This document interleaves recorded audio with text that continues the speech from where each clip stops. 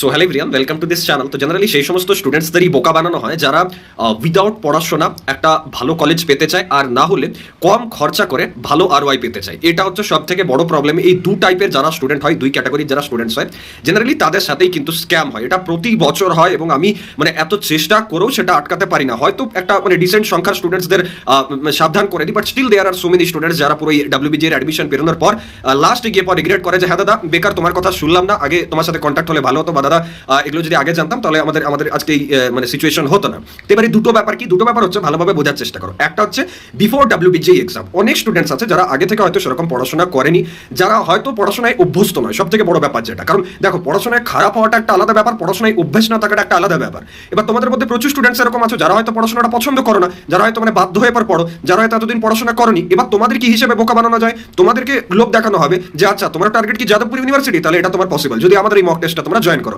যদি আমাদের এই ব্যাচটা তোমরা জয়েন করো। আলটিমেটলি তোমাকে মোটিভেট করবো, তোমাকে এটা বলবো যে তোমার কোনো কষ্ট হবে না, তোমার কোনো হার্ড ওয়ার্কের দরকার পড়বে না, তোমাকে শর্টকাট বলে দিচ্ছি, এইভাবে যাদবপুর ক্র্যাক করবে, এইভাবে ডাব্লিউবিজি ক্র্যাক করবে, তুমি কিন্তু আলটিমেটলি ট্র্যাপড হয়ে পর ওই কোর্সটা এনরোল করে নেবে। এবার তারপর তুমি পড়ছো না পড়ছো তাতে আমার দূর অব্দি কোনো যায় আসে না, কারণ আমি একবার তোমার ফিস পেয়ে গেছি। এটা হলো এক নম্বর প্রবলেম। দ্বিতীয় প্রবলেম কি? দ্বিতীয় প্রবলেম হচ্ছে সেই সমস্ত স্টুডেন্টসদের সাথে হয় যারা আফটার ডাব্লিউবিজি এক্সাম চায় যে আমি খরচা করবো না, হয়তো ডিরেক্ট অ্যাডমিশন নেবো বা হয়তো কম ফিস দিয়ে পড়বো, কিন্তু আমার সেখানে বেস্ট কলেজ বা আরওআই চাই বা সিএস নিয়ে পড়বো। এই জায়গাটায় অনেক যারা ডিরেক্ট অ্যাডমিশন করায় বা যারা ইউটিউবার্স থাকে বা যারা আলাদা আলাদা আর কি কনসালটেন্ট থাকে, তারা এই জায়গাটায় তোমাদের লোভ দেখিয়ে পর তোমাদের কিন্তু ট্র্যাপে ফেলে। ঠিক আছে? তো আমি এই দুটো ক্ষেত্রেই তোমাদের বলতে চাই কিভাবে সাবধান হবে। ফার্স্ট অফ অল, তুমি যদি এটা ভাবছো যে কোনো কোর্সে জয়েন করে, কোনো মক টেস্ট জয়েন করে তুমি নিজের যে হার্ড ওয়ার্কটা সেটাকে বাইপাস করতে পারবে, তাহলে তুমি ভুল ভাবছো। লাস্টে গিয়ে পর প্রফিটেবল হবে ওই ইউটিউবার্সরা, ওই এডুকেটার্সরা বা যারা স্ক্যাম করছে তারা। লাস্টে গিয়ে তোমাকে কিন্তু রিগ্রেট করতে হবে, তোমারই মা বাবার টাকা ধ্বংস হবে।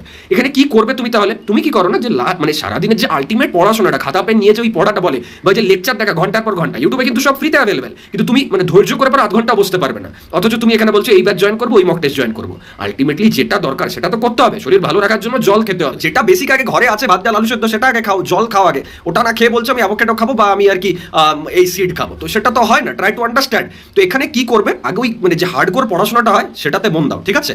আর নেক্সট যেটা করবে সেটা হচ্ছে যখন অ্যাডমিশন পেরিয়ে যাবে না, সেখানে চেষ্টা করো যে কোন এমন কলেজ কম খরচায় যদি চাই তাহলে ব্রাঞ্চে কম্প্রোমাইজ করো, আর না হলে কলেজে কম্প্রোমাইজ করো। তো আমি অলওয়েজ বলি যে কলেজে কম্প্রোমাইজ করাটা ঠিক নয়, ব্রাঞ্চে কম্প্রোমাইজ করতে পারো, কারণ একটা বেস্ট কলেজ হেরিটেজ, আর হেরিটেজের ইসি ভালোই হবে, নো ডাউট, ঠিক না? কোনো লোয়ার গ্রেড সিএসসি থেকে। তো এই থটসগুলো নিজের মধ্যে ডেভেলপ করার চেষ্টা করো, নাহলে কি হবে, ইউটিউব বলো, আশেপাশে যারা আর কি সিনিয়র্স যারাই আছে তারা সবাই কিন্তু তোমাকে স্ক্যাম করে বেরিয়ে যাবে, তুমি বুঝতেও পারবে না। ওকে, তো চলো দেখা হচ্ছে নেক্সট ভিডিওতে। ফলো করতে থাকো, এরকম অনেক আরো সত্যি কথা শুনতে পাবে। Thank you.